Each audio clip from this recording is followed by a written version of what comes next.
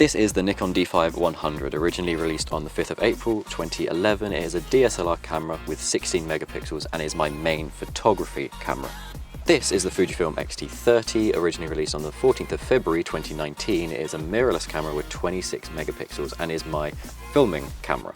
And this is Portsoy, a lovely little coastal village in Aberdeenshire. And today I'm here to obviously take photos, but I'm gonna be comparing the Fujifilm photos with my Nikon photos. So basically, I find a subject, I take the same picture, once with my Nikon, once with my Fujifilm, and basically see how it goes. Shooting in RAW, using the same thing to edit. Unfortunately, I can't use the same lens. My Fujifilm lens is a 15-45, whereas my Nikon lens I have brought with me is my 55-200. So there's gonna be a bit of a 10mm difference between the photos, but it should be fine, should be fine. Okay, so the first shot I'm gonna get is literally about a couple of steps from the car park, because this is my car right here. It's basically framing the building and the steps between this parking sign and the car park and that billboard over there. Yeah, I'm hoping it's gonna go well. Just have to shoot it and see.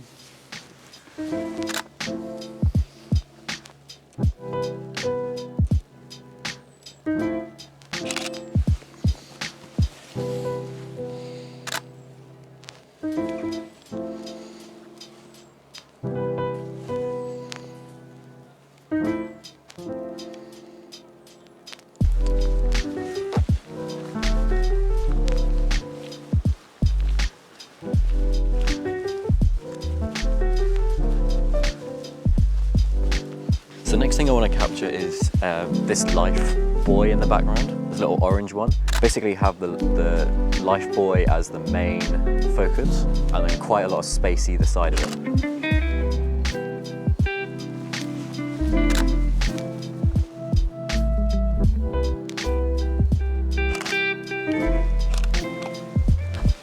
I'm going to get a bit closer and just see what that's like.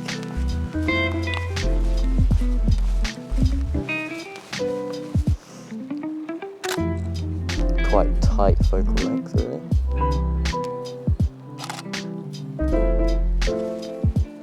See, it's sort of losing it now because it doesn't have this pole as a bit of foreground.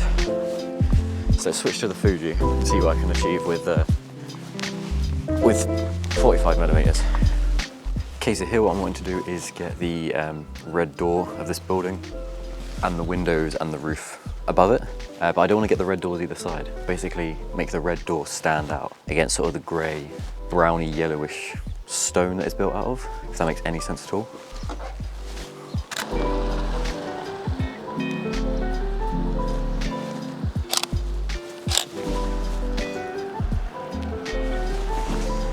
Okay, so what I'm trying now is just the door and the top window.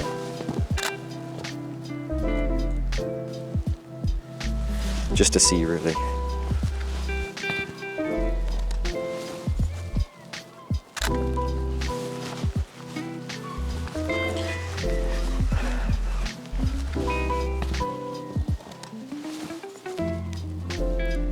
So one thing that might be fairly obvious is that I'm fairly familiar with the Nikon settings for photo, but not so much for the Fujifilm. For the Nikon, I'm adjusting all sorts of things. I'm aperture, shutter speed, the ISO as well, and the exposure compensation.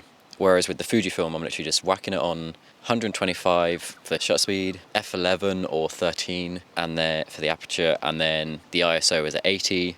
And that's really it. I'm just using those default settings. And it's actually turning out quite nice each time. It's not like I need to adjust the settings much. The Fujifilm is also more vibrant, more saturated with the colors, so there's less to do in editing, whereas the Nikon is very faded color, which is fine because you can still tweak them, and especially shooting in RAW, it allows you to, adjust the colors and the highlights and the shadows a lot more than if you're shooting in JPEG. Obviously, the difference between the 55 and 45 is if I see something I can shoot with the 45, I need to make sure that I can shoot it with my Nikon on the 55. Then sometimes it's frustrating that I can't adjust like either one of them, but it's a good challenge. So yeah, continue my walk, continue going around Portsoy, see what else I can get. And I might actually take a photo here, because actually through this window you can actually see a bit of land, so maybe get a shot of that. I wonder how close I'm going to have to get, or how far I'm going to have to stand back actually with this one. So it's on f11 at the minute. Actually no, it's on f13, so let's just try it like this. Fairly open. It's alright.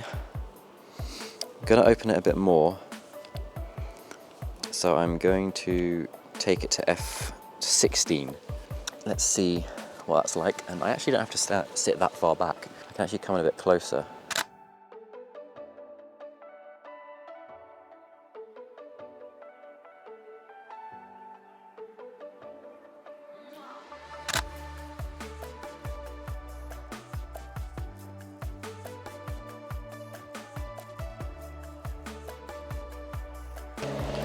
Next shot on the list is up here, this set of steps. Pretty nice, I think. Well, we'll find out. Do not want to step back into the water.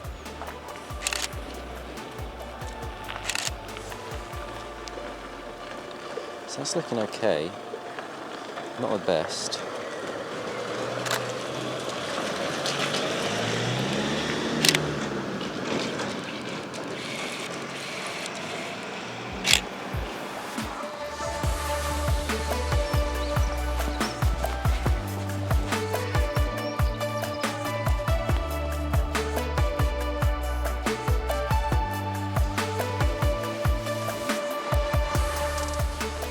Okay, so as you might be able to see, I want to capture this scout hut thing over there.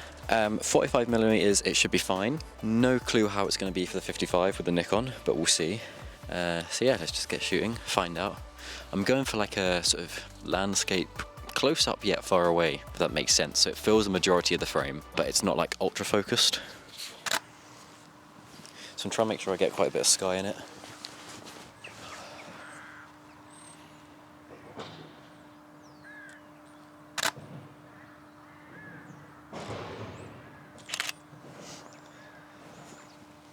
So it's looking alright.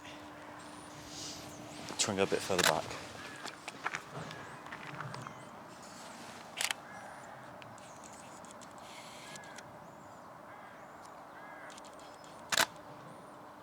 Let's try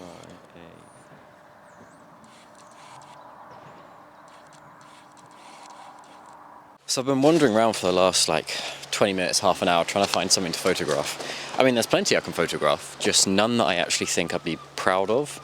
I'm trying to stop just taking photos for the sake of it and to take ones that I'm actually proud of and the ones I've worked for. I've not really found anything special. There's been a couple that I've been like, that would be good if I was allowed to use something like an 18mm or even like just a 30.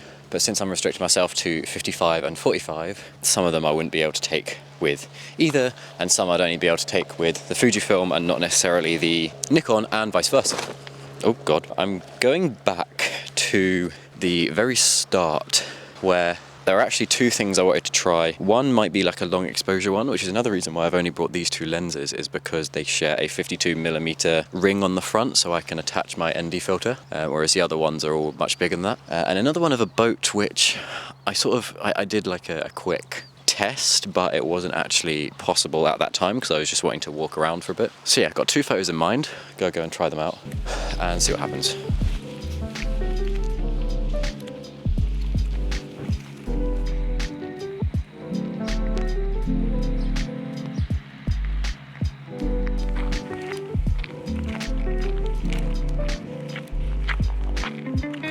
Because I'm looking to be about here, get both of it, all of the boat in, a bit of the shed, something like that, maybe a bit further to the right,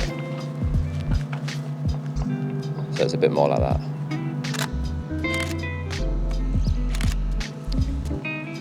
Debating whether to get the pole in or not, it's quite close.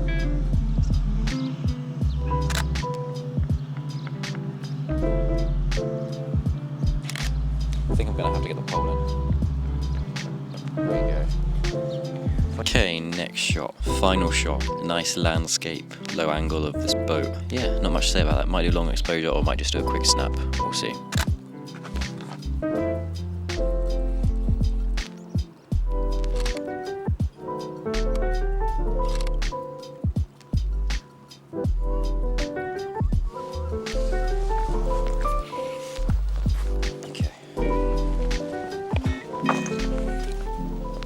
So that is the shoot done. There is currently no clear winner as to which camera is best and which photos are best.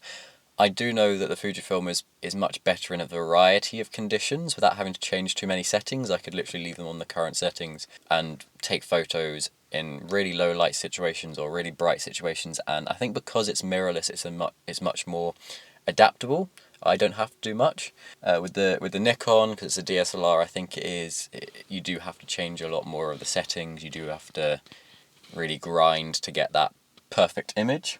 But there are a couple of photos that I'm actually thinking the Nikon did much better than the Fuji, not necessarily because of focal length, but just because of what it was. Yeah, let's get home, let's get editing the photos, which one's my favourite, and what do I think of the cameras. Okay, so over the last couple of days I've been editing the photos, and the way I did that was I got all the photos, sorted through all of them, deleted the rubbish ones, kept the best ones, then out of the best ones found the ones that had most similarity and that I could compare, put both of them into Affinity Photo, and basically just hopped back and forth, tweaking them, tweaked one a little bit, hopped back, made the same or similar adjustments, and that's basically how I've been editing all the photos. So I'm going to talk about 4 different points, 2 for the Fuji and 2 for the Nikon, that I discovered when editing that I didn't actually realise when I was taking the photos. So the first point for the Fujifilm, as I have said previously, is that the colour is much more vibrant and much stronger when I am taking the photos in camera, and I've not made any adjustments to the colour in camera. It's just naturally like that, which is really nice. The only downside is that when I was editing, the yellows seemed really extreme. So although I didn't have to make much vibrant or saturation adjustment, I had to spend a lot of time de-yellowing the photos. And I don't know whether this was just because of the buildings, but from my memory, the buildings weren't that yellow in Portsoy. And I didn't have to do any de-yellowing with the Nikon. I had to do a lot of saturation and vibrance adjustment. Secondly, with the Fujifilm, the sharpening of any part of the image was much more successful than it was with the Nikon. When I sharpened a section on the Fujifilm photos, it did what it was supposed to. It sharpened it, it made it look really nice, really clean. However, with sharpening photos on the Nikon, it just seemed to aggravate the pixels and made the pixels stand out. It didn't make it look like a photo. It looked very obvious it had been edited and sharpened. But yeah, that was just another point that I realized when I was editing the Fujifilm photos. So for the Nikon, when I was editing the midtones, highlights and shadows using the curve feature, there was more leeway with it. It was much better on the Nikon than it was on the Fujifilm. I was able to adjust the curves slightly, and they would actually make quite big changes to the Nikon, which was nice. Whereas for the Fujifilm, I was having to drag the curves all over the place to actually get the result I wanted. No idea why that is. That was just quite useful actually. And the final point, second one for the Nikon, but final one overall, use the in-painting brush to remove a couple of birds and stuff in the background of a couple of the photos. And the Nikon was actually much better with replacing the stuff I'd removed, whereas the Fujifilm, it would sometimes shift whole parts of the photo across and it was really obvious that stuff had been removed. Whereas with the Nikon, it did it perfectly. It was almost like the bird in the background had never been there or the sign was never on the wall. So that was something I was actually quite surprised at, was that the Nikon, despite it being a much older camera, removing stuff from it was so easy, so simple, and had a great result, whereas the newer camera, the Fujifilm, just was terrible when I tried to remove things. These are my favourite photos. This is my favourite photo from the Fujifilm, the one of the life ring, the life buoy. I think the focal length worked perfectly for this one, and I just really like the colours. I like the fact that it's very obvious what you're looking at, and that black pole on the side isn't much of a distraction. But I really, really like this shot. That's my favourite with the Fujifilm. And for the Nikon one, my favourite one is actually one of the last photos I took, which is the one of the boat with a nice slow shutter speed on the water to make it really smooth and silky. You've got quite a lot of the sky in. You've got the band of wall going along the centre of the frame. I really like this one of the boat, which I'm quite surprised about. I thought it would have been one of the more street ones, maybe the boat or the red door, but no, I really like this one from my Nikon. So thank you for watching. Let me know which photo is your favourite in the comments below, and I shall see you next time.